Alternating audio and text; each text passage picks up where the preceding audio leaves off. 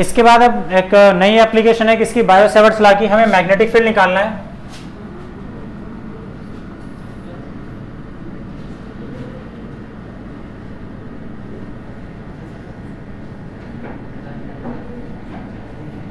Due to current carrying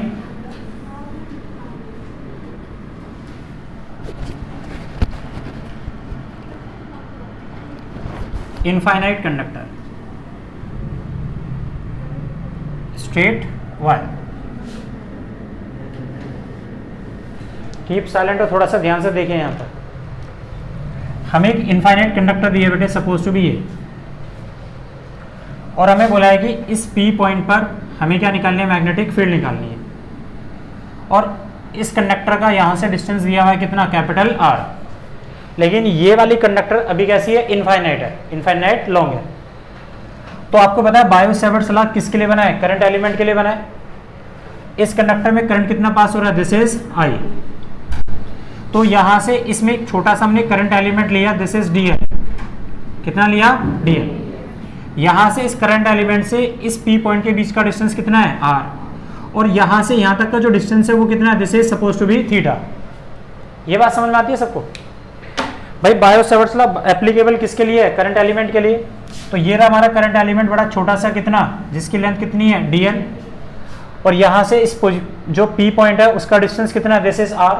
और इस P point से इस कंडक्टर का परपेंडिकुलर डिस्टेंस कितना है, R, कैपिटल R। तो यहां से इस पॉइंट को A मान लिया, इसको हमने B कंसिडर कर लिया, और ये पॉइंट कितना है, P। चूंकि ये कंडक्टर बहुत इनफाइनाइटली लॉन्ग है, तो इन दोनों पॉइंटों के बीच का जो डिस्टेंस है ये वाला, ये डिस्टेंस, इस डिस्टेंस को हमने कितना मान लिया, दिस इज L। ये बात समझ में आती। चलिए शुरू करते हैं बायो सेवर्ट्स लॉ से। तो ये now according to Biot Savart's law क्या कहता है भाई Siddharth, according to Biot Savart's law ये करंट एलिमेंट इस P पॉइंट पर जो मैग्नेटिक फील्ड बनाएगा वो मैग्नेटिक फील्ड कैसी बनेगी, स्मॉल मैग्नेटिक फील्ड होगी। लेकिन होगी कितनी, तो dB is equal to mu naught upon में 4 pi I dl sine theta upon में R स्क्वायर। अब ऐसे dl dl dl dl मिलके क्या करेंगे, टोटल मैग्नेटिक फील्ड किसे बनाएंगे, इस P पॉइंट पे बनाएंगे।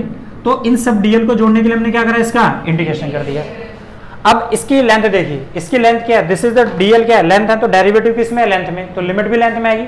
इसकी लेंथ कैसे चेंज हो रही है, तो आंसर है इस P पॉइंट से इसकी लेंथ नीचे कैसी है, माइनस इन्फिनिटी, और यहां से ऊपर कितनी है, प्लस इन्फिनिटी। अगर मैं बोलता हूं इसकी लेंथ -30 है, तो आप समझते हो कितना गया, हम नीचे -30 गए, +30 तो ऊपर 30। तो इसकी जो लिमिट है वो कहां से चेंज करें, माइनस इन्फिनिटी से प्लस इन्फिनिटी। इन्फिनिटी मतलब लंबाई है इसकी, इतने मीटर से इतने मीटर। इक्वेशन नंबर फर्स्ट, हमें यहां पर DL की वैल्यू निकालनी है, दिस इज द DL। तो इस वाले ट्रायंगल के अंदर आइए, इन द ट्रायंगल कितना, इन ट्रायंगल PAB, इस ट्रायंगल, दिस वन ट्रायंगल, इस ट्रायंगल के अंदर अगर मैं आपसे बोलूं कि कोट थीटा की वैल्यू कितनी है, तो थीटा के सामने वाला परपेंडिकुलर, और ये क्या है, बेस। तो कोट थीटा कितना होता है, बेस अपॉन में परपेंडिकुलर। तो बेस कितना अपने पास, L, और परपेंडिकुलर कितना है, R। टेन थीटा भी ले सकते हैं हम जैसे मर्जी। तो हमारे पास लेंथ कितनी आ गई, R कोट थीटा। अब गुड़िया मुझे L चाहिए या DL चाहिए, DL चाहिए। तो हमने क्या करा, इसका डिफरेंशिएशन कर दिया विद रिस्पेक्ट टू थीटा। तो अगर हम इसका डिफरेंशिएशन करेंगे तो DL अपॉन में D theta is equal to कितना आ गया, R कोट थीटा का डिफरेंशिएशन होता है minus cosec square theta.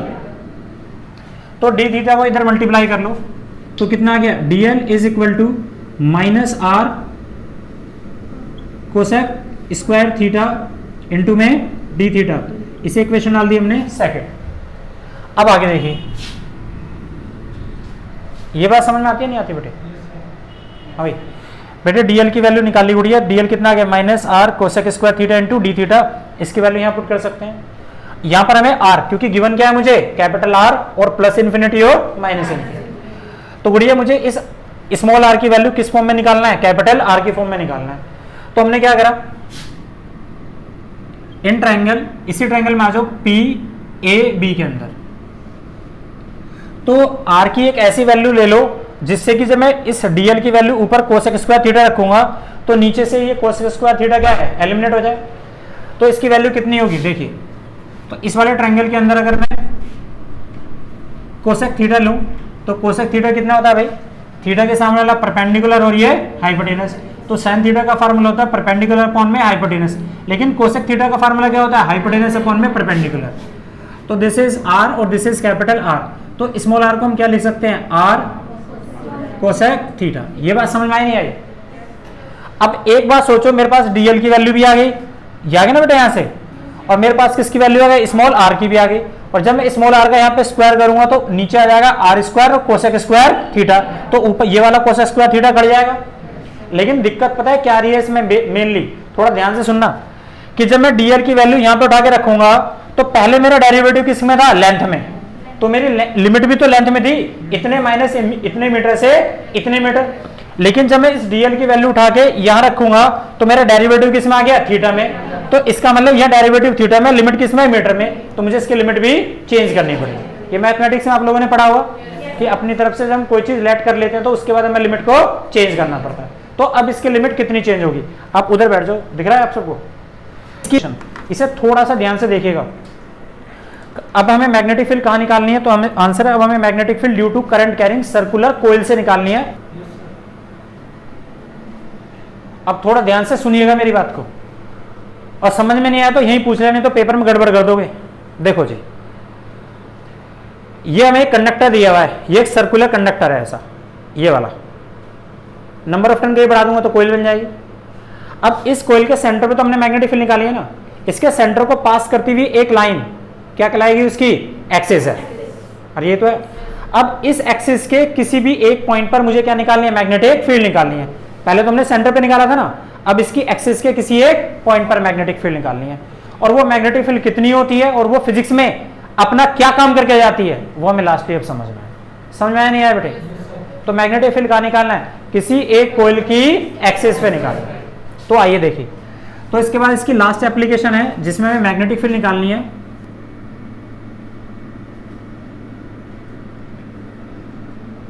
Magnetic field due to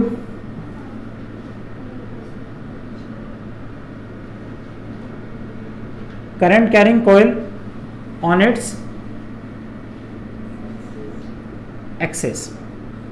देखो जी, ये suppose to be a coil है जी, ये this suppose to be a coil.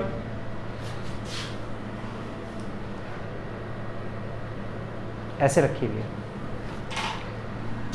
अब इस कोइल की वजह से हमें क्या निकालनी है बेटे, मैग्नेटिक फील्ड निकालनी है। और कहां पे निकालनी है, एक्सिस पे।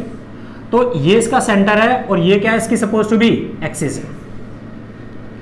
अब इस एक्सिस का हमने एक पॉइंट कंसीडर कर लिया, this is suppose to be point P. लेकिन ये एप्लीकेशन किसकी है, बायो-सैवर्ट्स लॉ की। अगर ये बायो-सैवर्ट्स लॉ की एप्लीकेशन है तो ये बायो-सैवर्ट्स लॉ एप्लीकेबल किसके लिए, करंट एलिमेंट के लिए।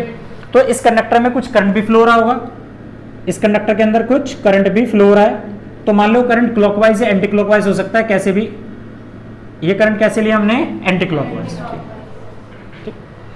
अब इस कंडक्टर पे हमने क्या लिया, करंट एलिमेंट कंसीडर कर लिए। तो छोटे छोटे डीएल ले लो, तो जो डायरेक्शन करंट की होती है वही तो करंट एलिमेंट की मानते हैं। तो ये क्या है, दिस इज डीएल। ऐसे यहां पे भी डीएल बनेंगे, ऐसे यहां पर भी डीएल होंगे। तो इस कंडक्टर में बहुत सारे डीएल बनेंगे ना, अरे DL DL DL IDL, this is DL. और मुझे इस पी पॉइंट पर निकालना है। तो आपको पता है करंट एलिमेंट से जिस पी पॉइंट पर मुझे मैग्नेटिक फील्ड निकालनी है, तो उन दोनों पॉइंटों के बीच का भी तो कोई ना कोई डिस्टेंस होगा। तो वो डिस्टेंस कितना, देखिए ये तो है, this is the distance from the current element. ये कंडक्टर है, इस कंडक्टर में ये करंट एलिमेंट है, मुझे इस पी पॉइंट पर मैग्नेटिक फील्ड निकालनी है। तो ये तो डिस्टेंस होता है, दिस इज आर। तो यहां से यहां तक का ये डिस्टेंस कितना है, दिस इज स्मॉल आर। और इसके सेंटर से जिस पी पॉइंट पर निकालने हैं, इस एक्सिस का जो डिस्टेंस है वो कितना है, एक्स है। ये बात समझ में आती है? अब एक बात थोड़ा ध्यान से सुनिएगा। देख भाई, ये एक रिंग है, this is suppose to be ring. यहां पे जरा इसका ध्यान से सुनना, शार्प चीज है, ये मिसिंग हो गई तो क्वेश्चन गलत, ये एक्सप्रेशन गलत हो जाएगा। ये एक रिंग है, इस रिंग में हमने करंट एंटी क्लॉकवाइज फ्लो किया है। अगर एंटी क्लॉकवाइज करंट फ्लो किया है तो मार्क कर दूं इसको थोड़ा सा। तो क्या आपको ये करंट एलिमेंट डीएल नजर आ रहा है, ब्लैक वाला? नहीं आया समझ में? छोटा सा डीएल है, लुक एट हियर, ये तो है डीएल। अब इसमें करंट कैसा आ रहा है, ऐसे एंटी क्लॉकवाइज जा रहा है, ऐसे तो जा रहा है। अब इस एंटी क्लॉकवाइज करंट की वजह से मुझे मैग्नेटिक फील्ड इस पॉइंट पर निकालनी है, तो देखना जरा कैसे निकालेंगे। तो किसी पॉइंट पर मैग्नेटिक फील्ड निकालने के लिए what we have right hand curl rule. तो ये क्या है, मेरा डीएल है, अरे करंट ऐसे तो जा रहा है ऐसे, तो ये मेरे करंट का डायरेक्शन है और ये मेरे आर की डायरेक्शन है, तो मैग्नेटिक फील्ड कैसे आएगी, अपवर्ड। इसी तरह से बेटे डीएल मेरा कैसा होगा, यहां पर ऐसा होगा ना डीएल, इस डीएल से जब मैं उसी पॉइंट पर मैग्नेटिक फील्ड निकालूंगा तो कैसे आएगी मैग्नेटिक फील्ड, इधर। और जब मेरा डीएल नीचे हो जाएगा, करंट ऐसे हो जाएगा, तो मेरा करंट एलिमेंट कैसा हो गया, नीचे, तो उसी पॉइंट पर मैं मैग्नेटिक फील्ड निकालूंगा तो मैग्नेटिक फील्ड कैसे आएगी, नीचे। तो इसकी वजह से कैसे आ रही है, ऊपर, इसकी वजह से कैसे आ रही है, नीचे, इसकी वजह से करंट एलिमेंट मैग्नेटिक फील्ड कैसे आ रही है, इस तरफ। अब जब मेरा करंट यहां से फ्लो करके जा रहा है ऐसा, तो यहां से करंट ऐसे ऊपर जाएगा ना, और मुझे इसी पॉइंट पर निकालने है, तो मेरी मैग्नेटिक फील्ड कैसे आएगी, इधर। इसका मतलब हो गया जो मैग्नेटिक फील्ड बन रही है वो कॉरस्पॉन्डिंग मैग्नेटिक फील्ड बन रही है। यहां से बनाते हैं तो यहां से मैग्नेटिक फील्ड ऊपर आती है, तो इसके यहां से निकालते हैं तो नीचे, यहां से निकालते हैं तो राइट आएगी, तो यहां पर लेफ्ट में, इससे अगर इधर आएगी तो इसके अपोजिट से इधर आएगी, नहीं है बेटे। तो अगर आप देखोगे ना तो ये मैग्नेटिक फील्ड सामने की तरफ गुच्छे जैसा ऐसा बनी होगी ऐसी। अरे हर एक डीएल तो मैग्नेटिक फील्ड बना रहा है, कोई इधर बना रहा है, कोई इसके नीचे इधर बना रहा है, कोई इधर बना रहा है, कोई इधर बना रहा है, तो एक गुच्छे जैसा ऐसा बन रहा है मैग्नेटिक फील्ड। कैसा बन रहा है, लाइक दिस।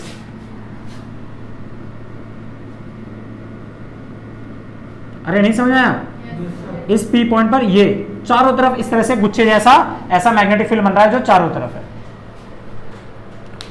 तो लेकिन अगर मैं इस डीएल से इस पी पॉइंट पर मैग्नेटिक फील्ड निकालूंगा तो मैग्नेटिक फील्ड कैसे निकलती है, this is DL, this is R, तो मैग्नेटिक फील्ड अपवर्ड, और नीचे से निकालता हूं तो मैग्नेटिक फील्ड कैसे आती है, डाउनवर्ड। तो इसकी मैग्नेटिक फील्ड के डायरेक्शन, और आपको पता है तीनों एक दूसरे पे कैसे हैं, राइट एंगल होते हैं बेटा, तो निकालो यहां पर। तो ये वाले जो मैग्नेटिक फील्ड है, इस मैग्नेटिक फील्ड की डायरेक्शन कैसी है, ये तो है, और ये मैग्नेटिक फील्ड कितनी है, दिस इज डीबी। अगर यहां से निकालेंगे तो ये मैग्नेटिक फील्ड कैसे आ रही है, दिस वन, ये भी कितनी है, दिस इज डीबी। नहीं है समझ में। अब देखो, अब यहां पर अगर ये एंगल कितना बना रहा है, दिस इज डीएल, और ये कितना है, दिस इज पॉइंट पी, इनके बीच का डिस्टेंस कितना है, आर, और ये क्या है, एक्सिस। तो ये एक्सिस, ये एक्सिस इस पोजीशन के साथ एक एंगल बना रही है कितना, फाइव। तो ये भी तो एंगल उतनी बना रही होगी फाइव, क्योंकि ये पॉइंट कैसा इसके बीच में एक्सिस पे, और दोनों का डिस्टेंस बराबर है, तो एंगल भी दोनों बराबर ही बना रहे होंगे। नहीं है बात समझ में। अगली बात सुन, यहां पर ये डीएल इस आर के साथ कितना एंगल बना रहा है, कोई बता सकता है भाई। बायो सावर्ट अगर आप यूज कर रहे हो, D B is equal to mu naught upon में 4 pi I DL sine theta upon में आर स्क्वायर। तो कैन यू टेल मी कि थीटा किसके बीच का एंगल है, डीएल के बीच में और आर के बीच में। अब इसे और समझ लो, यहां पर ये एंगल थीटा कितना होगा, डीएल से, इस डीएल से मैंने इस कंडक्टर को ये रखा यूं, ये रहा आर, तो बताना एंगल कितना बना रहा है इसके साथ, 90। अब बताइयो, अब बता, अब बता, अच्छा अब बता, 90, और ये तो रहा डीएल और ये रहा आर, तो इस आर के साथ एंगल कितना बना रहा है, डीआर, डीएल 90 तो बना रहा है हर बार। तो यहां पर थीटा कितना बन रहा है हमारा, दिस इज 90, तो यहां पर भी कितना बनेगा, 90। तो जितने भी डीएल मिलके इस पॉइंट पर मैग्नेटिक फील्ड बना रहे हैं, तो सबके डीएल और आर के बीच में एंगल कितना बनेगा, 90 डिग्री का बनेगा। नहीं है बेटे समझ में, हाँ जी हार्दिक समझ में आया नहीं आया, रिपीट करना है। अब गुड़िया इस वाली जो मैग्नेटिक फील्ड है हमारे पास डीबी, इस मैग्नेटिक फील्ड के हमने दो कंपोनेंट बना लिए, एक कंपोनेंट ये हो गया और एक कंपोनेंट ये हो गया। अगर ये एंगल फाई है तो हम ज्योमेट्री से प्रूफ कर सकते हैं ये एंगल भी कितना होगा, फाई होगा।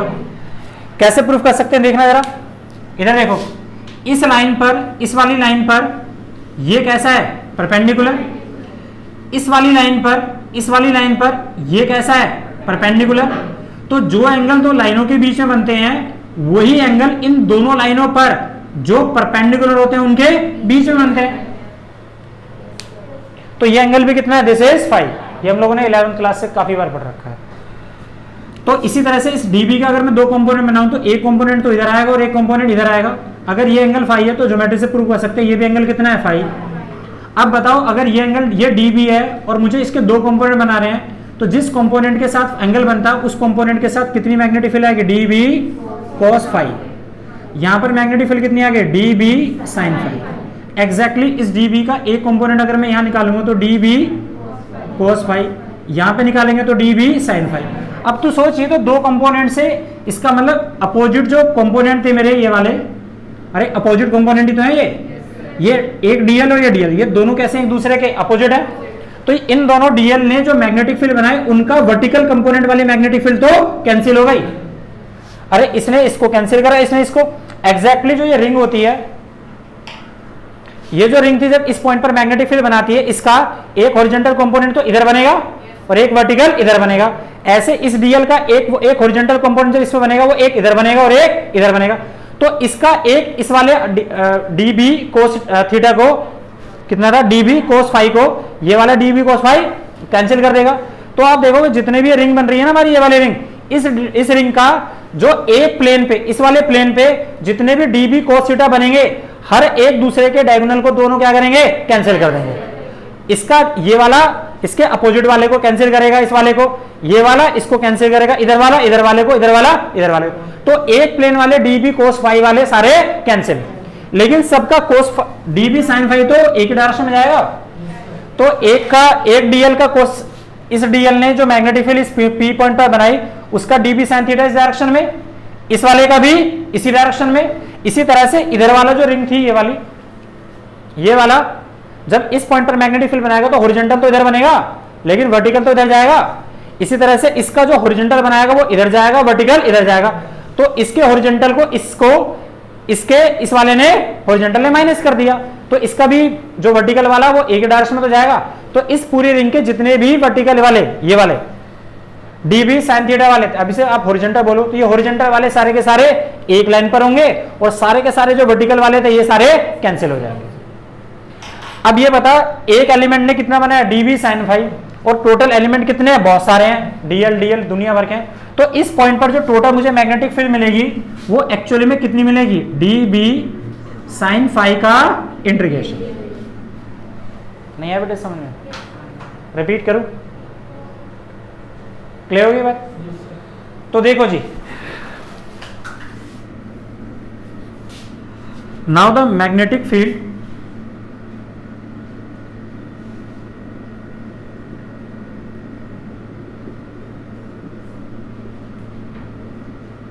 formed by each element of ring, coil थी ना हमारे पास, एज कितनी बना रहे हैं, सब डीबी तो बना रहे हैं। अरे ये सारे एलिमेंट डीबी तो बनाएंगे magnetic field, okay. So that this magnetic field dB have two components,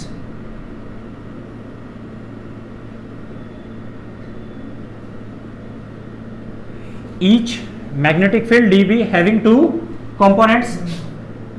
कौन कौन से होंगे भाई, dB cos phi and dB, then dB cos phi are cancelled by another, देख लिया, अपोजिट कंपोनेंट ऑफ डीएल। नहीं समझ में, इस डीएल का अपोजिट कौन सा है, ये वाला डीएल है। इसका जो मैं कंपोनेंट निकालूंगा कौन सा, डी बी कॉस फाई, वो उसे क्या करेगा, कैंसिल कर देगा component. But all D B sin phi are in same direction, then the total magnetic field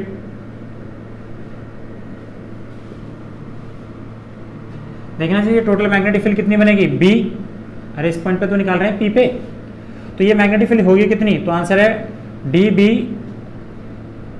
sine phi, ये तो मिलेगी। नहीं है समझ में बेटे, ये एक्सप्रेशंस आने वाले एक्सप्रेशंस में से एक है पेपर के अंदर। कुछ नहीं समझ में आ रहा तो यू कैन आस्क। क्लियर है भाई साहब? अच्छा, तो बायो सेवर्ट्स लॉ की एप्लीकेशन यूज कर रहे हैं और बायो सेवर्ट्स लॉ से मैग्नेटिक फील्ड कितनी बनती है? dB is equal to mu naught ideal sine theta upon में आर स्क्वायर। लेकिन थीटा कितना बनेगा हमेशा? 90। इसे इक्वेशन हमने डाल दी first. Now according to Biot Savart's law, ये जो मैग्नेटिक फील्ड बनेगी बेटे, this is dB is equal to mu naught upon में 4 पाई, ये कितनी बनेगी? आई dl अपॉन में आर स्क्वायर, क्योंकि थीटा कितना बन रहा है? 90 डिग्री का बन रहा है। इसकी वैल्यू इसमें पुट कर दो, पुट इन इक्वेशन फर्स्ट।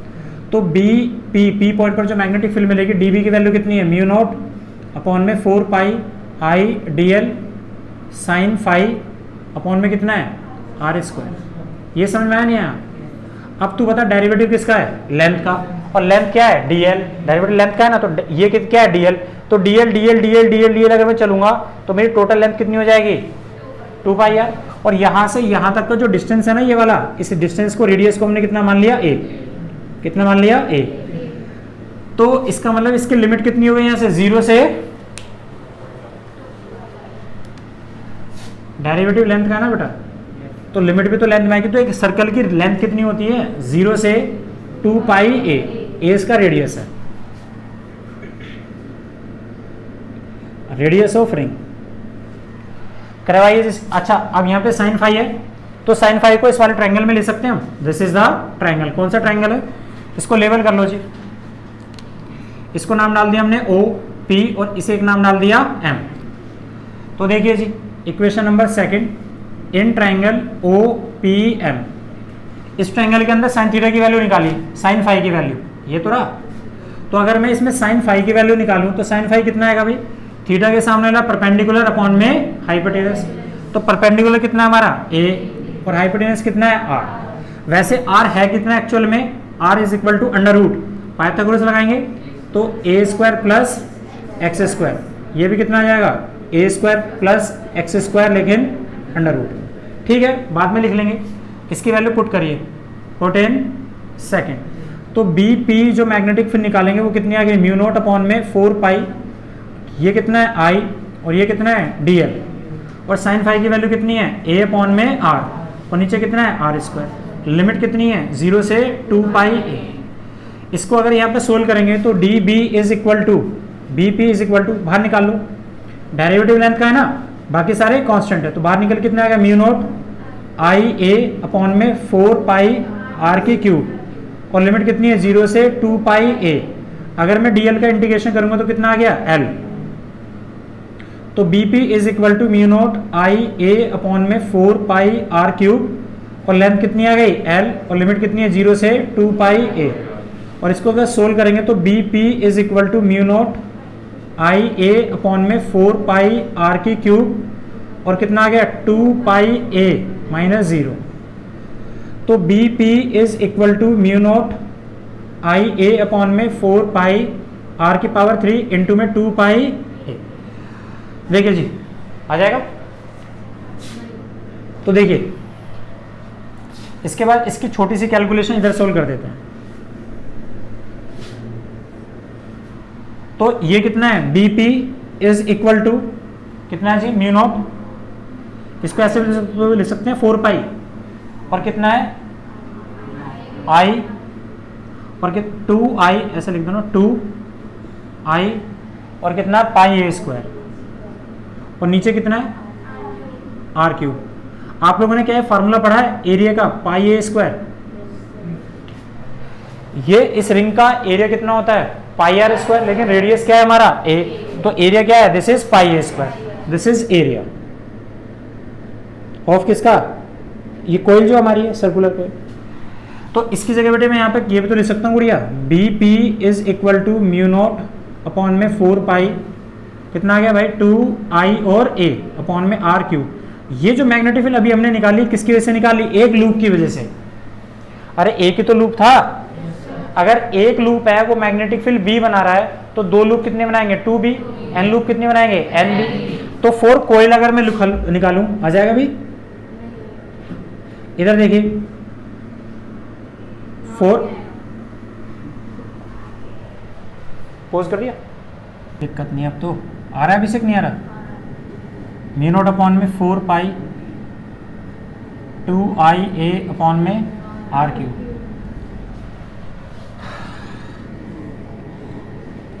कर दे स्टार्ट। मैग्नेटिक फील्ड अगर मुझे निकालनी हो तो B is equal to mu naught upon में 4 पाई कितना आ गया 2NIA अपॉन में R की पावर 3। ये तो मैग्नेटिक फील्ड है। और इस R को हम क्या लिख सकते हैं वहां से एक्सप्रेशन से देखिए, R is equal to a square under root में a square plus x square. तो आप इसे ये भी फॉर्म में लिख सकते हैं BP is equal to mu naught upon में 4 पाई 2NIA अपॉन में अंडर रूट में a square plus x square का होल क्यूब। और इसे भी सोल्व करेंगे तो B is equal to mu naught upon में 4 पाई 2NIA, अरे इसकी पावर अंडर रूट है ना, तो इसकी पावर कितना जाएगा 1/2 और ये कितना है 3, तो A square is equal to X square, इसकी पावर कितनी आ गई 3/2। समझ ये एक्सप्रेशन समझ में आया? तो ये मैग्नेटिक फील्ड हमने किसकी वजह से निकाली? Due to current carrying coil on its axis. एक छोटी सी बात पूछूं आप लोगों से, बहुत छोटी सी बेसिक सी, याद है आप लोगों ने एक इलेक्ट्रिक फील्ड निकाला था, ये एक चार्ज है, ये इलेक्ट्रिक डाइपोल है माइनस चार्ज और ये कितना है प्लस क्यू। जब भी कोई दो इक्वल और अपोजिट चार्ज एक दूसरे से सेपरेट होते हैं किसी एक फिक्स डिस्टेंस से, उसे हम क्या कहते हैं? इलेक्ट्रिक डाइपोल कहते हैं। तो ये इक्वल और अपोजिट चार्ज दोनों सेपरेट है एक फिक्स डिस्टेंस से, और वो डिस्टेंस कितना मान लिया हमने? This is a. ये क्या कहलाता है? इलेक्ट्रिक डाइपोल कहलाता है। इस डाइपोल की वजह से हमें इस डाइपोल की एक्सिस के किसी एक पॉइंट पर हमें इलेक्ट्रिक फील्ड निकाली थी हम लोगों ने। तो इस डाइपोल के सेंटर से इस एक्सिस का जो डिस्टेंस है वो कितना है? x है। तो इस पॉइंट पर याद करिए हमने जो मैग्नेटिक फील्ड निकाली थी, वो मैग्नेटिक फील्ड निकाली थी E is equal to 1 upon में 4 pi epsilon naught 2p upon में a square plus x square की पावर 3/2। किसी को याद है? अब जरा थोड़ा सा ध्यान से थोड़ा गौर फरमाइए, ये एक इलेक्ट्रिक डाइपोल था। इलेक्ट्रिक डाइपोल किसे कहते हैं? जब दो इक्वल और अपोजिट चार्ज एक दूसरे से सेपरेट होते हैं एक फिक्स डिस्टेंस से, वो इलेक्ट्रिक डाइपोल कहते हैं। अब ये डाइपोल नेचर में जितना इफेक्ट का, इस डाइपोल का नेचर के अंदर जितना इफेक्ट होगा, ये डाइपोल जो कर सकता है, ये डाइपोल इलेक्ट्रिक फील्ड बना सकता है, ये डाइपोल टॉर्क एक्सपीरियंस कर सकता है, डाइपोल एनर्जी क्रिएट करता है। तो नेचर में इलेक्ट्रिक डाइपोल मूवमेंट एक वो फिजिकल क्वांटिटी होती है जो हमें बताती है कि एक डाइपोल की इफेक्टिवनेस कितनी है, एक डाइपोल दूसरे डाइपोल के कंपैरेटिवली कितना बेहतर काम कर सकता है। तो डाइपोल खुद क्या कर सकता है? इलेक्ट्रिक फील्ड बना सकता है, टॉर्क लगा सकता है, मैग्नेटिक और क्या कर सकता है? एनर्जी क्रिएट कर सकता है, वर्क कर सकता है। तो इसका मतलब ये पी क्या है? तो 1 अपॉन में 4 पाई एप्सिलॉन नॉट। समझ में आ गया ना बेटे बात? तो इलेक्ट्रिक डाइपोल तो सिर्फ इक्वल और अपोजिट चार्ज का सेपरेशन है जो किसी एक फिक्स डिस्टेंस से सेपरेट होते हैं। लेकिन डाइपोल मूवमेंट क्या है कि एक डाइपोल अभी क्या कर रहा है? इलेक्ट्रिक फील्ड बना रहा है। एक डाइपोल टॉर्क बना रहा है, तो एक डाइपोल क्या कर सकता है और कितना ज्यादा कर सकता है, वो क्वांटिटी क्या कहलाती है? इलेक्ट्रिक डाइपोल मूवमेंट कहलाती है। तो इस फार्मूले में जरा एक बात नोटिस करो, ये 1 अपॉन में 4 पाई एप्सिलॉन नॉट क्या है? मैग्नेटिक कांस्टेंट है। अच्छा 2 क्या है? वो कांस्टेंट है। ए क्या है? दोनों डाइपोल के बीच का डिस्टेंस है, वो इसके लिए कांस्टेंट है। एक्स क्या है? वो एक्सिस का डिस्टेंस है जहां पे तुम इसे निकाल रहे हो। ये बात समझ में आती है? उसके बाद अब आगे देखिए, यहां पे पी क्या है? P, what is P? Electric dipole movement. ये तो था इलेक्ट्रिक डाइपोल मूवमेंट। एग्जैक्टली इस फॉर्मूले को इससे कंपेयर करना जरा। ये किसकी वजह से निकाला? एक कोइल एक्सिस पे तो मैग्नेटिक फील्ड निकाल रही है। B is equal to mu naught upon में 4 पाई। तो ये म्यू नॉट अपॉन में 4 पाई क्या है? मैग्नेटिक कांस्टेंट है। ये क्या है? इलेक्ट्रिकल कांस्टेंट है। फिर से देखिए, यहां पे भी 2 है, यहां पर भी 2 है। यहां पर क्या है? A, अरे यार यहां पर A क्या है? दिस इज A, इसका रेडियस है। अरे और A इस वाले गिवन सिस्टम के लिए कैसा है? कांस्टेंट। और ये इस डाइपोल के लिए A कैसा है? कांस्टेंट। X क्या है? Distance, axis. अरे इसके सेंटर से ये तो डिस्टेंस है जहां पे निकाल रहे हो, यहां से सेंटर से जहां पे निकाल रहे हो दिस इज एक्सिस। ये क्या है? 2p, electric dipole movement. फिर ये क्या है? Magnetic dipole movement. एग्जैक्टली इस क्वांटिटी को फिजिक्स में कहा जाता है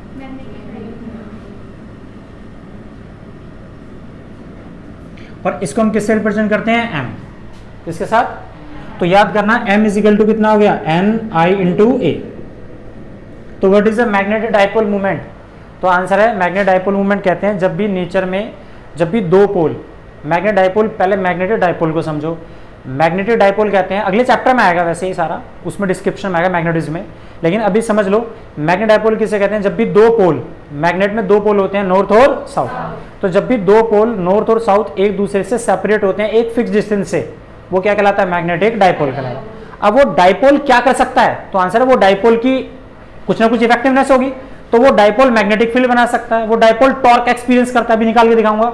तो ये जो डाइपोल है ये एनर्जी कैरी करता है। तो नेचर में एक डाइपोल दूसरे डाइपोल के कंपैरेटिवली कितना इलेक्ट्रिक फील्ड ज्यादा बनाता है, कितना टॉर्क ज्यादा एक्सपीरियंस करता है, ये वाली क्वांटिटी क्या कहलाती है? मैग्नेटिक डाइपोल मूवमेंट कहलाती है। नहीं है बेटे बात समझ में? तो यहां पर ये m क्या है? Magnetic dipole movement.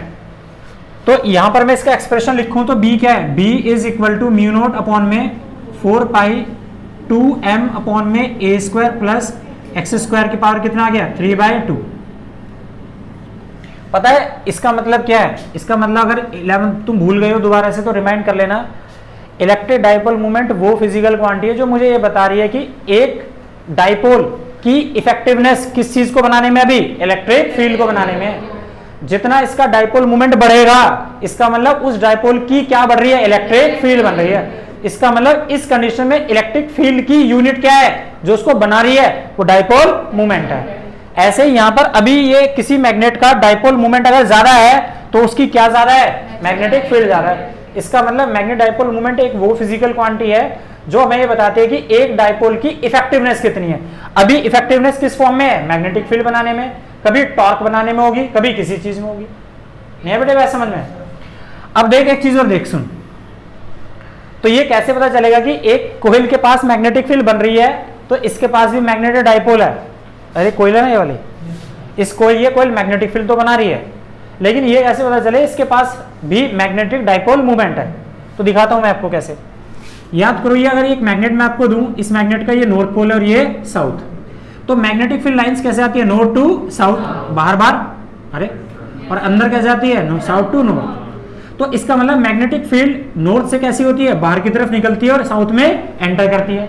तो अगर कहीं से तुम्हें मैग्नेटिक फील्ड बाहर की तरफ नजर आ जाए निकलती हुई, तो व्हाट वी कॉल अपॉन कि ये क्या है? नॉर्थ पोल है। और एंटर करती हुई नजर आए तो पक्का। अब एक छोटा सा एक एग्जांपल देखिए। अरे कोयले तो है ये, इस कोयले में करंट पास हो रहा है, कैसा है? क्लॉक या एंटी? Anti clockwise. मैंने आपसे कहा इसकी मैग्नेटिक फील्ड निकाले, ध्यान से सुनना मेरी बात को। मैंने तुमसे कहा इसकी मैग्नेटिक फील्ड निकालो, तो आप मैग्नेटिक फील्ड निकालने के लिए क्या लगाओगे? Right hand. तो देखना मैंने ऐसा हाथ लगाया, ऐसा, तो ये मैग्नेटिक फील्ड कैसे आ रही है? अपवर्ड। इसका मतलब इस लूप से जो मैग्नेटिक फील्ड कैसे निकल रही है? बाहर की तरफ। अगर मैग्नेटिक फील्ड बाहर की तरफ जा रही है तो तुम क्या बोलोगे? इसमें कौन सा पोल डेवलप है? नॉर्थ पोल। नहीं है बात समझ में? तो मैंने इसको नॉर्थ पोल लिख दिया, आपने बोला तो बोल भाई नॉर्थ पोल है। Are you getting my point? बेटा इसका मतलब तो सुन लो जो हम बता रहे हैं। एक कोइल ने मैग्नेटिक फील्ड बनाई, एक डाइपोल ने मैग्नेटिक फील्ड, इलेक्ट्रिक फील्ड बनाई, लेकिन ये जो कोइल थी हमारी, ये कोइल वैसे ही मैग्नेटिक फील्ड बना रही है जैसे कि एक डाइपोल एक पॉइंट पर इलेक्ट्रिक फील्ड बनाता है एक्सिस पे। तो लेकिन ये वाली जो इलेक्ट्रिक फील्ड है किसने बनाई? इलेक्ट्रिक डाइपोल मूवमेंट ने बनाई, एक इलेक्ट्रिक डाइपोल ने बनाई। ये वाली ये मैग्नेटिक फील्ड किसने बनाई है? कोइल ने। इसका मतलब कोइल भी है किस तरह से बिहेव करती है? मैग्नेटिक डाइपोल मूवमेंट की तरह काम करती है। तो यही तो कोइल थी भाई। इस कोइल ने अभी कौन सा पोल बनाया? नॉर्थ। पक्का ना? किसी को कोई डाउट है? तो थोड़ा इसको डार्क कर देता हूं, नहीं दिख रहा तो। पक्का ना? अच्छा अब देखना जरा क्या नजर आ रहा है? South pole. तो ये नॉर्थ पोल बना रहा है साउथ। एग्जैक्टली एक्चुअल में दो पोल कभी होते ही नहीं है। इस बात को थोड़ा गौर फरमाइएगा भाई साहब। एक मैग्नेट से हम कभी दो पोल को दूर नहीं कर सकते। वो दो पोल दूर क्यों नहीं कर सकते? क्योंकि एक मैग्नेट में एक्चुअल में दो पोल होते ही नहीं है। अब तू यहां से देखेगी तो तेरे लिए मैग्नेटिक फील्ड क्या जा रही है? आउटवर्ड। तो तू क्या बोल रही है? North pole. लेकिन मैं यहां से देखूंगा तो मेरे लिए मैग्नेटिक फील्ड अंदर जा रही है, तो मैं क्या बोलूंगा? इनवर्ड। तो ये इनवर्ड है आउटवर्ड? तो ये देखना होता है कि कहां से उसे ऑब्जर्व कर रहे हो। तो तू यहां से ऑब्जर्व कर रही हो तो तेरे लिए नॉर्थ पोल है, मैं यहां से ऑब्जर्व कर रहा हूं तो मेरे लिए साउथ पोल है। तो हमेशा तो पोल एक ही होता है, बस फर्क होता है इधर से देख रहे हो या इधर से देख रहे हो। अब तो लेकिन तुझे इतना समझ में आ गई अगर कहीं मैग्नेटिक फील्ड बन रही है तो वहां पर दो पोल बन रहे होंगे। वास्तव में दो पोल होते नहीं है लेकिन बन रहे हैं। मैं इधर से देखूंगा तो नॉर्थ पोल है, इधर से देखूंगा तो साउथ। और जब भी नॉर्थ और साउथ पोल एक फिक्स डिस्टेंस से सेपरेट होते हैं वो क्या कहलाता है, मैग्नेट डाइपोल मूवमेंट। तो ये कोयल अभी क्या कर रही है, नॉर्थ पोल भी बना रही है और साउथ पोल भी बना रही है, तो ये एक मैग्नेटिक डाइपोल बना रही है। और ये डाइपोल जितना मैग्नेटिक फील्ड बना रहा है, दिस इज नोन एज क्या, मैग्नेटिक डाइपोल मूवमेंट। ये बहुत जरूरी बात है भाई सब समझने के लिए कि दो पोल कभी होते ही नहीं है, पोल तो एक ही होता है, बस उसे ऑब्जर्व हम करते हैं। कभी तो इधर से देखते हैं जहां से मैग्नेटिक फील्ड निकल रही है तो उसे क्या बोलते हैं, नॉर्थ पोल है, और दूसरी तरफ से देखते हैं तो साउथ पोल है। बात समझ में आ गई? ओके, तो ये मैग्नेटिक फील्ड है। अब इसमें एक छोटा सा केस देखिए, एक छोटा सा स्पेशल केस। अच्छा, इसमें एक चीज हो, एक नई थ्योरी सुनी, मॉडर्न थ्योरी। तूने एक बात नोटिस करी कि अगर एक मैग्नेट है, वैसे हम मैग्नेटिज्म में निकालेंगे, मैं भी फिर भी दिखा देता हूं, ये साउथ पोल है, ये नॉर्थ पोल। बेटे नॉर्थ पोल और साउथ पोल मिलके ना गुड़िया, इसकी एक्सिस पे जो मैग्नेटिक फील्ड बनाते हैं, यहां से सेंटर से जो डिस्टेंस है वो है एल, इसके सेंटर से जो यहां तक नॉर्थ पोल का डिस्टेंस है वो कितना एल, और इसके सेंटर से जो ये डिस्टेंस है कितना एक्स है। तो ये वाली जो मैग्नेट है, ये इस पॉइंट पर जो मैग्नेटिक फील्ड बनाती है ना, उसका एक्सप्रेशन हम निकालेंगे आगे, वो निकलेगा म्यू नॉट अपॉन में 4 पाई 2 पी अपॉन में एक्स की पावर क्यूब। अरे समझ आया? या बड़े डिस्टेंस से निकालना है तो आप ये भी बोल सकते हो एक्स स्क्वायर प्लस ए स्क्वायर की पावर 3/2, ये निकलेगा। तो तूने एक बात इसमें नोटिस करी कि एक मैग्नेट एक पॉइंट पर मैग्नेटिक फील्ड बनाती है, तो एक मैग्नेट के दो पोल होते हैं, नॉर्थ और साउथ, तो वो क्या है, इसका डाइपोल मोमेंट है। तो एक मैग्नेट किसी एक पॉइंट पर मैग्नेटिक फील्ड बनाती है कितनी, इतनी। अच्छा, लेकिन उस मैग्नेटिक फील्ड के लिए जिम्मेदार कौन है, आंसर नॉर्थ और साउथ पोल। कौन जिम्मेदार है, एक मैग्नेट। तो एक मैग्नेट एक पॉइंट पर मैग्नेटिक फील्ड बनाती है, ये कौन कहता है, एक क्लासिकल थ्योरी कहती है। क्लासिकल थ्योरी ये कहती है कि किसी पॉइंट पर मैग्नेटिक फील्ड कौन बना सकता है, एक मैग्नेट बना सकती है। लेकिन मॉडर्न थ्योरी ने हमें करके दिखाया कि एक कॉइल में जब हम करंट पास करते हैं तो वो कॉइल भी क्या करती है, मैग्नेटिक फील्ड बनाती है। अरे यार, तो ये वाली जो कॉइल है, ये कॉइल कितनी मैग्नेटिक फील्ड बना रही है, तो आंसर है ये कॉइल एग्जैक्टली उतनी मैग्नेटिक फील्ड बना रही है, करंट कैरिंग कॉइल, जो कि ये बार मैग्नेट बनाती है। अरे ये तो बनाया। तो अब तू ध्यान से सुन, तो इस मिशन में सब कुछ तो सेम है, लेकिन यहां का m और यहां के m को जरा थोड़ा सा ऑब्जर्व कर। यहां का m क्या है, NIA, तो इसका मतलब मैग्नेट डाइपोल मोमेंट बनाने वाली कौन सी क्वांटिटी है, दिस इज करंट।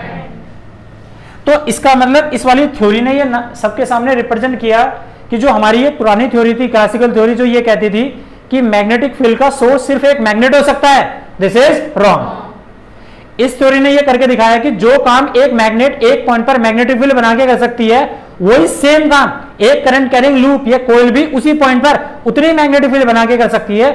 इसका मतलब करंट का सोर्स कौन है, सिर्फ मैग्नेटिक फील्ड का सोर्स कौन है, सिर्फ इलेक्ट्रिक करंट है। और हम जब आगे चैप्टर पढ़ेंगे तो हम ये देखेंगे एक मैग्नेट के अंदर भी जो एटम होते हैं उसके अंदर भी इलेक्ट्रॉन घूमते हैं, चार्ज पार्टिकल मोशन में होते हैं। जब वो चार्ज पार्टिकल मोशन में होते हैं तो वो इलेक्ट्रिक करंट बनाते हैं, और वो करंट रिस्पॉन्सिबल होता है एक मैग्नेटिक फील्ड के लिए। नहीं है बेटी बात समझ में? एक स्पेशल केस देखते हैं इसका। देखिए, ये डिफरेंस करना बहुत जरूरी था, समझना बहुत जरूरी है आप लोगों के लिए। अगर मैं इसमें एक स्पेशल केस बनाऊं बेटे इसी केस के लिए, तो देखना जरा, स्पेशल केस एक छोटा सा है। अभी आपने देखा ये एक्स क्या डिस्टेंस, यहां पे कोयल को देखो, तुम बता सकते हो कि ये पॉइंट अभी यहां पे है, इस पॉइंट को उठा के अगर मैं इस ए पॉइंट पे ले जाऊं तो यहां मैग्नेटिक फील्ड ज्यादा बनेगी या यहां ज्यादा मैग्नेटिक फील्ड बनेगी। तो देखना जरा, इस मैग्नेटिक फील्ड का फॉर्मूला होता है B is equal to mu naught upon में 4 पाई 2m अपॉन में a square plus x square की पावर 3/2। तो अगर मेरा पॉइंट यहां से यहां तक का दूर है, इसका मतलब B इनवर्सली प्रोपोर्शनल टू किसके, एक्स स्क्वायर के तो है। तो डिनोमिनेटर अगर मेरा बड़ा होगा तो B कैसा होगा, छोटा। तो यहां से यहां पर अगर मैं मैग्नेटिक फील्ड निकाल रहा हूं तो मेरी मैग्नेटिक फील्ड कैसे आएगी, ज्यादा या कम, कम आएगी बेटे। लेकिन जैसे जैसे मैं इसके नजदीक जाऊंगा तो मेरी मैग्नेटिक फील्ड क्या होगी, इंक्रीज होगी। इसका मतलब इस कंडक्टर के नजदीक जैसे जैसे हम पहुंचेंगे सर्कुलर कंडक्टर के, मैग्नेटिक फील्ड इंक्रीज होगी। अच्छा, लेकिन इसे नजदीक करते करते करते करते हम इसके सेंटर पे ले आए। कहां ले आए? तो देखना पहला case, if P point is at centre. अगर इस P पॉइंट को मैं इसके सेंटर पर उठाकर रख दूं तो पता है x कितना है, बोलने में भी दिक्कत आ रही है तुम्हें? अबे इस पी पॉइंट को यहाँ उठा के रख दूँ सेंटर पे तो एक्स कितना हो जाएगा, 0 नहीं हो जाएगा? फिर तो एक्स कितना हो गया, 0। इस फार्मूले में रखवा इसको, तो b इज इक्वल टू कितना, म्यू नोट अपॉन में 4 पाई कितना है 2m, और m का फार्मूला होता है NIA, ये तो होता है। और कितना है गुड़िया, a square plus x square, ये तो है a square plus x square. x की वैल्यू कितनी हो गई, 0, तो 2 से 2 कट गया तो a की पावर कितनी आ गई, 3। अब बता a क्या होता है यहाँ पर, एरिया, एरिया तो है कोयल का, तो 2NI, एरिया कितना, this is pi a square, और नीचे कितना है a की पावर 3। इस a स्क्वायर से ये कट गया, पाई से पाई गया, 2 से 2 गया, तो b is equal to mu naught upon में कितना आ गया, म्यू नोट अपॉन में म्यू नोट NI अपॉन में कितना आ गया, 2a। ऐसे में फॉर्मूला आपने देखा है किसका, एक कोयल से तो निकालते हैं मैग्नेटिक फील्ड, अरे म्यू नोट NI अपॉन में 2r, ये तो फार्मूला पढ़ा है आपने। एक लूप मैग्नेटिक फील्ड इतनी बनाता है तो n कितनी बनाएंगे, म्यू नोट NI अपॉन में 2a, नहीं बेटे समझ में? तो इसका मतलब एक कोयल जो टोटल मैग्नेटिक फील्ड बनाती है सेंटर पे इतनी बनाती है, और बार बनाओगे तो मैग्नेटिक फील्ड कम होगी। तो मतलब इस रिंग के सेंटर से देख ले भाई, इस रिंग के सेंटर से जैसे जैसे हम दूर जाएंगे तो मैग्नेटिक फील्ड इंक्रीज होगी या डिक्रीज? तो ये वाली कोयल में अगर करंट पास हो रहा है तो वो मैग्नेटिक फील्ड इधर भी बनाएगा, तो इस एक्सिस पे भी तो बनाएगा, दोनों तरफ ही बना रहा होगा। इसका एक ग्राफ आता है एंट्रेंस एग्जामिनेशन में, लिख लो, तुम्हारे पेपर में शायद आया ना है। सुन भाई, ये क्या है, इसका सेंटर कोयल का, इस कोयल के सेंटर से मैं जितना आगे बढ़ूंगा तो मेरी मैग्नेटिक फील्ड क्या हो रही है, डिक्रीज। और ये क्या है, पॉजिटिव एक्सिस, और ये क्या है, नेगेटिव एक्सिस।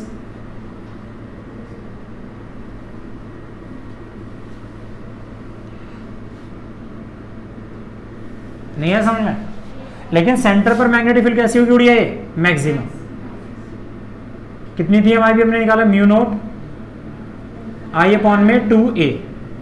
अरे एक लूप है तो इतना है, लेकिन जैसे जैसे आगे बढ़ेंगे तो इसकी वॉल्यूम ऑलमोस्ट कितनी हो जाएगी, 0।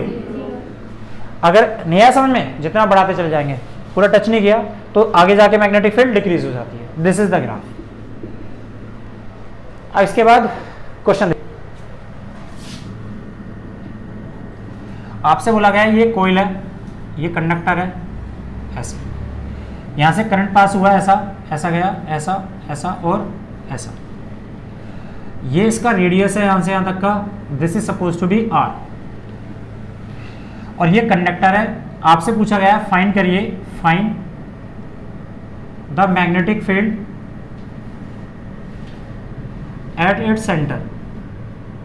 तो मैग्नेटिक फील्ड इसका सेंटर पे कैसे निकालेंगे, तो सुनो, यहां पर मैग्नेटिक फील्ड बनाने के लिए कौन जिम्मेदार है, तो आंसर है एक तो ये सर्कुलर रिंग और ये एक स्ट्रेट कंडक्टर, और ये तो है ऐसा, ये वाला। तो यहां से ये कंडक्टर भी इसके ऊपर मैग्नेटिक फील्ड बनाएगा और ये रिंग भी मैग्नेटिक फील्ड बनाएगी। और मैग्नेटिक फील्ड नेचर में कैसी क्वांटिटी है, वेक्टर। तो अगर मुझे इस रिंग से मैग्नेटिक फील्ड इसके सेंटर पे निकालनी है तो क्या लगाएंगे, जब सर्कुलर लूप में मैग्नेटिक फील्ड फ्लो होती, करंट फ्लो होता है, तो मैग्नेटिक फील्ड किससे निकालते हैं, राइट हैंड। तो यहां से अगर मैं मैग्नेटिक फील्ड निकालूं तो मेरी मैग्नेटिक फील्ड कैसे आएगी, अपवर्ड। इसका मतलब ये हुआ कि जो रिंग है, ये जो लूप है, सर्कुलर लूप, ये मुझे मैग्नेटिक फील्ड कैसे देता है, दिस इज डॉट अपवर्ड। लेकिन ये क्या है, स्ट्रेट कंडक्टर हो गए भाई साहब, ये स्ट्रेट कंडक्टर भी तो इस पॉइंट पर मैग्नेटिक फील्ड बना रही होगी, लेकिन स्ट्रेट कंडक्टर जब किसी एक पॉइंट पर मैग्नेटिक फील्ड बनाती है, उसकी मैग्नेटिक फील्ड को निकालने के लिए हमारे पास कौन सा मेथड होता है, राइट हैंड कर्ल रूल। अब इसमें देख, ये क्या है हमारा I, अरे ये क्या है मेरा R, तो यहां से कर्ल करूंगा तो मैग्नेटिक फील्ड कैसे आ रही है, अपवर्ड। इसका मतलब ये हुआ कि स्ट्रेट कंडक्टर भी मैग्नेटिक फील्ड इस पॉइंट पर कैसे बना रही है, अपवर्ड। तो अब इन दोनों की मैग्नेटिक फील्ड को निकालो, तो सर्कुलर लूप मैग्नेटिक फील्ड कितनी बनाता है भाई, magnetic field due to current carrying circular loop, तो इसका फार्मूला होता है म्यू नॉट I। तो करंट तो एक ही जैसा जा रहा है भाई, तो म्यू नॉट I अपॉन में कितना आता है, दिस इज 2R। लेकिन स्ट्रेट कंडक्टर मैग्नेटिक फील्ड कितनी बनाता है भाई, अरे इसके रेफरेंस में पॉइंट तो नजदीकी हो गया, तो ये कंडक्टर कैसे बिहेव करेगी, इनफाइनाइट कंडक्टर है भाई। तो फार्मूला कितना होता है, म्यू नॉट I अपॉन में 2 पाई R, और R क्या है, यहां से यहां तक का distance, this is small r। अब ये बताइए मैग्नेटिक फील्ड कैसी है, अपवर्ड, ये वाली मैग्नेटिक फील्ड कैसी है, अपवर्ड। तो टोटल मैग्नेटिक फील्ड कितनी मिलेगी मुझे, B C plus B S, लगा कितनी आ गई, म्यू नॉट आई अपॉन में 2r प्लस में म्यू नॉट आई अपॉन में 2 पाई r, दोनों में से कॉमन ले ले, कितना आ गया, म्यू नॉट आई अपॉन में 2r कॉमन आ गया, कितना आ गया 1 प्लस 1 अपॉन में पाई। इसको तुम एज ए रिजल्ट भी याद रख सकते हो फॉर्मूले को, अगर ऐसा क्वेश्चन आता है तो। ये टोटल मैग्नेटिक फील्ड है, नहीं है बेटे समझ में, एक करके दिखाना है, कोई एक तुम करके दिखाओ, क्वेश्चन देख।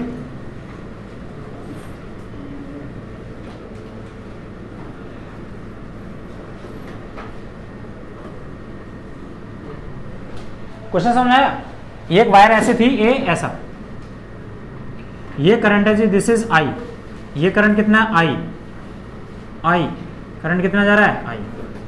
इसके सेंटर पे मुझे क्या निकालनी है, मैग्नेटिक फील्ड निकालनी है, और रेडियस कितना है, जल्दी फाइंड आउट कीजिए। एट सेंटर, जल्दी,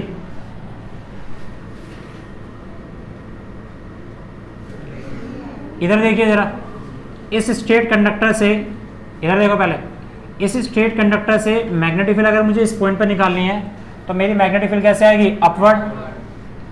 लेकिन अगर मुझे इससे मैग्नेटिक फील्ड निकालनी है तो मेरी मैग्नेटिक फील्ड कैसे आएगी, डाउनवर्ड। तो मतलब ये जो सर्कुलर लूप है ये मैग्नेटिक फील्ड कैसे बना रहा है, डाउनवर्ड, लेकिन स्ट्रेट कंडक्टर मैग्नेटिक फील्ड कैसे बना रहा है, अपवर्ड। तो अब इस केस में जो मुझे टोटल मैग्नेटिक फील्ड निकालनी है तो वो क्या निकालनी है, तो तू बता, B is equal to mu naught I upon में 2 पाई ए मैग्नेटिक फील्ड ज्यादा बनाएगा, B is equal to mu naught I upon में 2a मैग्नेटिक फील्ड ज्यादा बनाएगा, 2a ज्यादा बनाएगा, इसका डिनोमिनेटर बड़ा है, तो इसका मतलब सर्कुलर लूप मैग्नेटिक फील्ड ज्यादा बना रहा है, और वो मैग्नेटिक फील्ड जा कैसे रही है, डाउनवर्ड। तो इसका मतलब ये हुआ कि जब रिजल्टेंट निकालते हैं तो ज्यादा वाले में से कम वाले को माइनस कर देते हैं, और ये सर्कुलर लूप में मैग्नेटिक फील्ड बनती है म्यू नोट आई अपॉन में 2r, और ये कितना है, म्यू नोट आई अपॉन में 2 पाई r, कॉमन ले लेना भाई, म्यू नोट आई अपॉन में 2r तो कॉमन आ गया, तो 1 माइनस 1 अपॉन में पाई, बना लोगे ना ऐसे। अब इधर आना जरा, ये कंडक्टर है जी ऐसा, इसके सेंटर पे मैग्नेटिक फील्ड निकालनी है, तो कैसे निकालेंगे, सुनो, यहां से इस कंडक्टर का रेडियस हमें दिया हुआ है, दिस इज r, कितना है, r। तो गुड़िया इस वाली स्ट्रेट कंडक्टर से जब मुझे इस पॉइंट पर मैग्नेटिक फील्ड निकालनी होगी तो मैग्नेटिक फील्ड कैसे आएगी, डाउनवर्ड, नहीं समझ। तो ये वाली कंडक्टर हमने B मान ली, इसको फर्स्ट मान लो, इसको सेकंड, तो इससे जो मैग्नेटिक फील्ड आएगी वो कैसे आएगी, डाउनवर्ड, तो क्रॉस B1। लेकिन ये क्या है, एक सर्कुलर आर्क है, सेमी आर्क, तो सेमी आर्क मैग्नेटिक फील्ड कैसे बनाएगी, ए ऐसा, अरे यार, तो इससे भी मैग्नेटिक फील्ड कैसे आ रही है, डाउनवर्ड, इसे मैंने मान लिया थर्ड नंबर, तो इससे भी मैग्नेटिक फील्ड कैसे आ रही है, डाउनवर्ड। अब इससे आई हो, अब मुझे इससे निकालनी है मैग्नेटिक फील्ड, तो मेरा करंट तो ऐसे जा रहा है, अरे यार आर कैसा है नीचे, तो मैग्नेटिक फील्ड कैसे आ रही है, डाउनवर्ड। इससे भी मैग्नेटिक फील्ड कैसे आएगी, बी फर्स्ट से भी डाउनवर्ड, तीनों कैसे जा रहे हैं, सेम डायरेक्शन में, तो जो टोटल मैग्नेटिक फील्ड बनेगी B is equal to mu, जोड़ लेना यार टोटल, दो स्ट्रेट कंडक्टर का मैग्नेटिक फील्ड तो डायरेक्ट जोड़ लेना, नहीं है समझ में, कितना आ गया जी, 2 म्यू नोट आई अपॉन में 2 पाई r, नहीं है समझ में, प्लस इसका कितना होता है, म्यू नोट आई अपॉन में 4r, सेमी सर्कुलर लूप का है ना, जोड़, नहीं है समझ में।